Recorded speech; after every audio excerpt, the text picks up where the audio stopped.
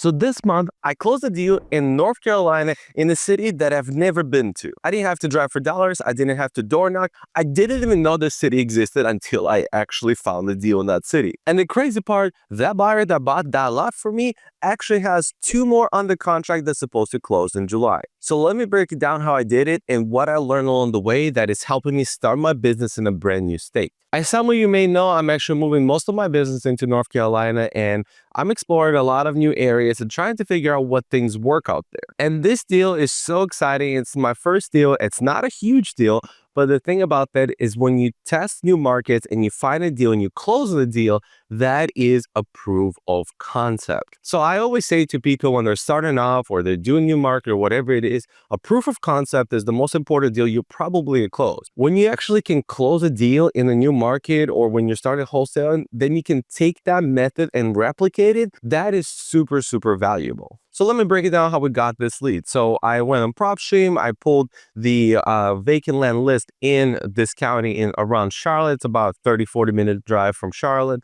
So I pulled the list, and then after that, I skip traced it using Skip Matrix, and then after that, I texted using Smarter Contact. Quick side note, if you want to check out PropStream, Skip Matrix, or Smarter Contact, I have a discounts or free trials for all of those. Check in the pinned comment down below. So we'll launch the campaign, and we started texting, and we actually have tried new things in a new area, right? We tried the templates a little bit different, but overall, we transferred the idea, the things we've learned over the last almost 5 years in Florida, we transferred that to North Carolina, and we saw how that's going to work. And I'll tell you, it worked. We got a lot of leads. Here's the complicated things that when you move into a new area, you really have to learn the area from the beginning, right? So right now, if you give me a land in Polk County, Florida, for example, I can probably give you a price that it should be going for off market in less than 5 minutes. However, running comps in a brand new area in another state takes a while because I have to understand, like, is this comp like same as this other area? Are these areas different? There's like wooded lots. There's like things called perk test out there in North Carolina that like you have to perform this test before you can put a septic system if there is no access to city sewer. You know, you have to run comps a little differently. So it's always a little bit more complicated, and it takes a little more to actually to determine prices when you're starting in your market. So I definitely have locked up a couple of properties under contract that I couldn't sell because I've locked them up too high. But eventually we found this deal that we actually locked up under contract. It was city sewer, city water, which was awesome. And the guy was not very nice. I'm going to say this. I felt like he's been contacted multiple times before. He was not very nice. And the price that he gave me, I felt like I didn't know if I was going to be able to make it work. But again, it's one of those things that I wanted to give it a shot and understand and connect with buyers. Because here's the thing, the way I look at it when you're starting a new market, a new area, or you're just starting your business, when you lock something up on the contract that you feel is a good price, then start marketing to buyers. This is very valuable. Even if you locked it up a little too high, I'm not saying like you're outrageously too much, but if you locked it up a little too high, you'll start getting offers from your buyers. So people will say like, hey, I cannot make 20,000 work, but I can make 15,000 work. Now you are understanding like, hey, like I have to lock it up for a little cheaper or whatever it is. So like you're starting to understand the process, how the buyers think, because in the end of the day, you want to get in the head of the buyers, because when you are making offers on these lots or houses or whatever, you want to think how your buyers think, and therefore you can base your offer on that. And a lot of times I don't like getting a hold of buyers and saying, hey, I am a wholesaler in this area. Would you want to buy some properties? They'll say, yes, send me what you got. And then I don't have anything, right? So I'm not sending them nothing. So therefore, my favorite thing to do is to have something on the contract, hopefully for a good price, and send it to them and then get feedback, right? So that's probably my favorite thing to do. I don't like connecting with buyers on a little bit of empty promises, even though I believe I will bring them something, but for them, it may feel like, why are you wasting my time? And like I mentioned earlier, there's certain complications in new markets. Like, for example, this perk test is such a big deal. Now, certain counties, it may take like 2 months to close because they have to perform the perk test, which is cost a couple $100. Unless you did like a private soil scientist, would cost you $1,500 or $2,000.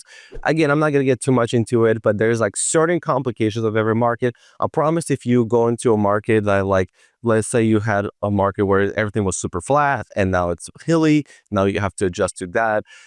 America is huge, right? So, and there's every state is a little different regulations.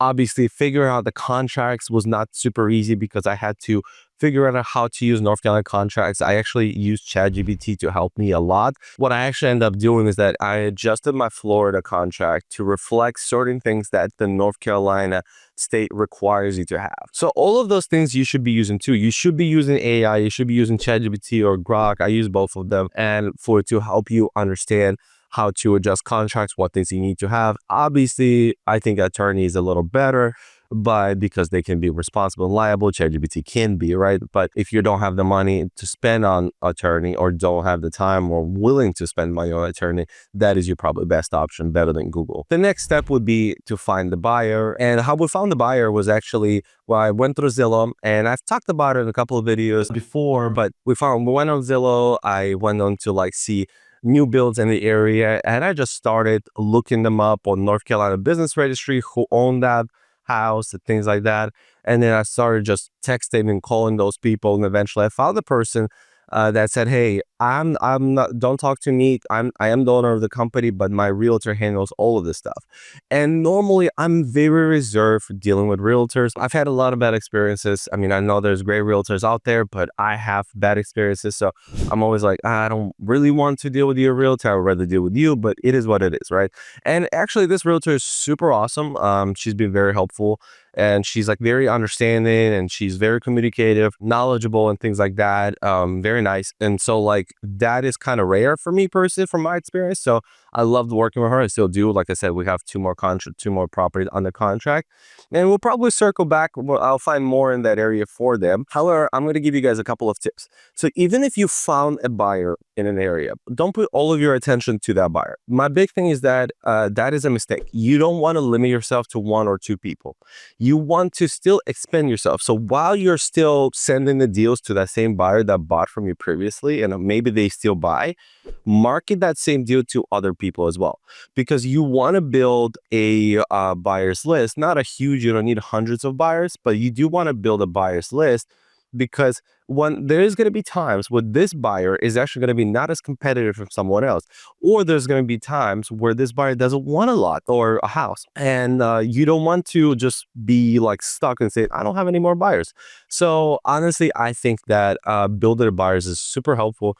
Don't be tied on to only one buyer. Keep expanding your buyers list when you're getting properties under contract. Right now, another thing, obviously, don't get locked into that one county. I am exploring like 8 different counties around different parts of North Carolina and trying to figure it out. I'm actually going to go further. I'm probably going to explore 15 to 20 different counties to really understand where do I want to wholesale.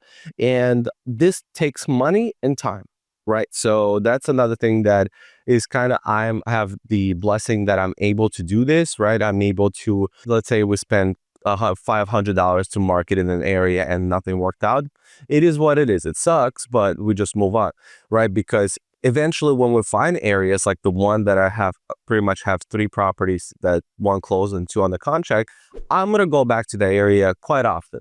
Kind of the same thing as I'm going to do here in Florida, because I'm not leaving the Florida market. I'm still keeping a couple of areas that I'm going to be wholesaling virtually. So a big thing that I want to say is that keep expanding, and you want to have softwares in place, you want to have people in place, and you want to have the mentality to keep expanding into different markets. And when it comes to houses, it's a little bit different because, right, let's say you're wholesaling and you need to go see them in person. You may not want to expand as much. You want to be closer. But I do think that you need to explore different areas to understand where people are more communicative, where buyers are super active and competitive, where sellers are now like over exhausted from people texting them. Because I've marketed to a couple of areas in North Carolina where sellers were like super non-responsive. And the reason behind that is probably because they've been texted and mailed from builders and things like that, right? So I think that's kind of waste of money there. I mean, I'm still main market here and there, but not going to be my main concentration point. Overall, I just wanted to make this video to kind of share the steps and the process and the tips that I've learned from wholesaling a property completely in a place that I've never been to. I'll be honest, I've done something similar back in like 2022, 2023. While I was living in Tampa Bay area, I actually wholesaled the many lots in Ocala, Florida. And while I've never been to Ocala, but I've driven past it, but I've never been to those lots, never seen those lots. And I was able to find a buyer also virtually. I think that time was through Facebook, if I'm not mistaken. And I made a mistake back then. I've tied everything to that one buyer, and I've probably sold him like maybe 8 to 10 lots. So it worked out awesome. The problem was when he shut down his buying process, I kind of was stuck without a buyer because I was not expanding my buyers list. I was just kind of tied up to him. So like I scrambled to try to find buyers whenever I got properties on the contract and things like that. And it didn't always work out. And then eventually I gave up on that area and I kept wholesale where I am now. Therefore, I'm making this video so you guys can learn from my mistakes. And I do a lot of those, right? So again, I never portray myself as a professional in everything and I knew everything super perfect. I changed my mind about things and it's okay. You know, I'm learning as we go, but you know, I am very quick to adjust and learn. And that's another thing that I've learned. The moment you find something wrong, it's okay, move on, just adjust. All right, I hope you guys enjoyed watching this video. Please leave a comment down below if you have any questions about finding your markets, changing markets, and things like that. Leave a like and subscribe, and I'll see you guys in the next one. Peace.